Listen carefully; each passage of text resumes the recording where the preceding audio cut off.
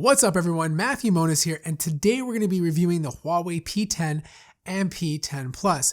These are Huawei's latest flagship phones, and there are a few key differences besides the actual size. I'm going to help you figure out if they're worth it, and more importantly, which one is the right one for you.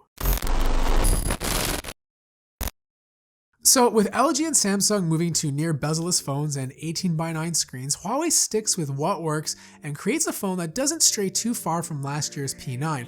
It's all metal with smooth rounded edges, and the back has this texture to it that Huawei's calling a diamond cut design.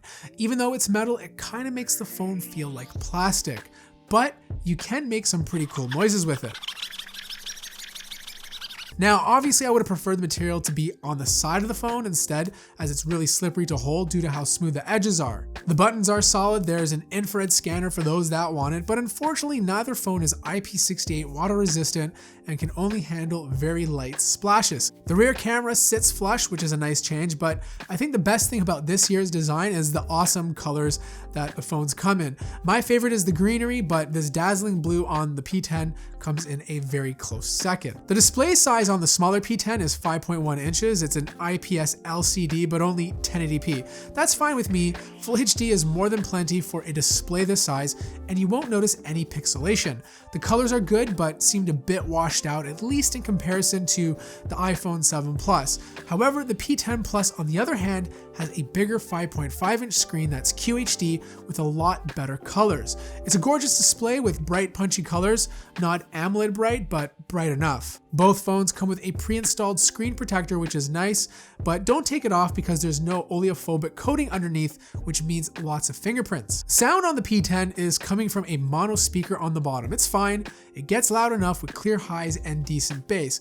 But if you want stereo speakers, you'll have to go for the P10 Plus instead. There's one on the bottom too, but a second speaker inside of the earpiece. The sound is much fuller, so you get the mids and lows coming out of the bottom and the highs through the top. One thing I did notice on the P10 Plus, every time I switch it from landscape mode to portrait or vice versa, the sound would cut out for a second, then come back in.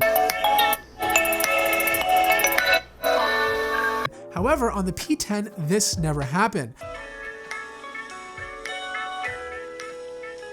Now, I did speak to Huawei about this, and the P10 Plus I have here is a pre-launch device, so it's quite possible the final retail version won't have this issue. So inside is Huawei's own Kirin 960 processor. I'm a big fan of their processors. They are very good chips and usually beat out the Snapdragon competition when it comes to single and multi-core performance. Both the P10 and P10 Plus ran fast and smooth, but the Plus model did seem a bit more snappier. My guess is because I have the model with 6 GB of RAM instead of 4. Software is mostly the same story with Huawei. Love the fact it's running the latest version of Android 7.0, but the theming still needs work. Now, don't get me wrong, MIUI 5.0 is significantly better than 4.0, and Huawei has come a very long way. So for example, you can tap the screen with your knuckles to take a screenshot, which is great, but you can also use it to draw random shapes, which is very awkward. Thankfully, these gestures can be disabled if you don't like them. The fingerprint scanner is capacitive and you can set it to do a bunch of things, but I feel it's counterintuitive since you have the on-screen buttons as well. It would have made a lot more sense to have capacitive buttons on either side of the fingerprint scanner, similar to the OnePlus 3, or just put it on the back and use on-screen buttons. Now, the one thing I really love about these phones is the camera. It's co-branded with Leica with one 12 megapixel color sensor and the other a 20 megapixel monochrome sensor. Both are using Leica Summarit H lenses, but the P10 only has an aperture of 2.2, while the P10 Plus has a larger 1.8 aperture. So in short, the P10 Plus should take better pictures in low light. And it does. At night, there's more detail with the P10 Plus, but the difference is marginal, so don't expect big improvements. It's not a bad thing because regardless of whether you choose the P10 or the P10 Plus, the camera takes really great photos. I also love the fact that I can shoot things in black and white or use Huawei's wide aperture mode to get that nice depth of field effect. The camera software is by far my favorite on a smartphone with clear menus and detailed manual mode. I don't think it's the best camera out there in terms of photo quality, but it's definitely top 5 and Huawei has done an excellent job. The front-facing camera is 8 megapixels and takes great selfies, and both phones have optical image stabilization with the option to shoot video in 4K. And finally, battery life. The P10 has a 3200 mAh battery and the P10 Plus 3750 to support the bigger and more pixel-dense display. Now, I didn't see any real benefit in battery life from the P10 Plus over the P10. They both did a good job and got me through the entire day. So from 6 a.m. to 10 p.m. with about 20% battery life left before plugging in. It's a good result and fits in line with most other smartphones, but it doesn't really wow me.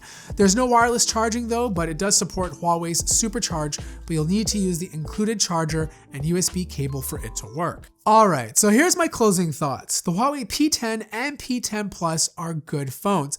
The P10 is smaller, so it fits comfortably in the hand, while the P10 Plus feels a bit harder to hold. Both phones have great performance, good battery life, and a fantastic camera. However, the software experience could use work, there's no water resistance, and the phone doesn't really stand out against other 2017 phones like the Samsung Galaxy S8 or even the LG G6.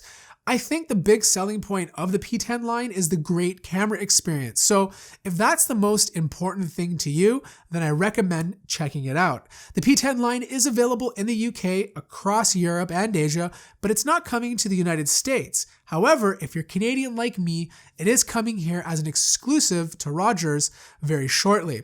So that wraps up my review of the Huawei P10 and P10 Plus. Now, if you have one, I want to hear your thoughts in the comments below, or if you're planning to buy one, I want to know why you're buying this phone. I want to thank everyone out there for watching this video. If you enjoyed it, feel free to hit that like button. If you're new to the channel, subscribe. And as always, I will see you in the next video.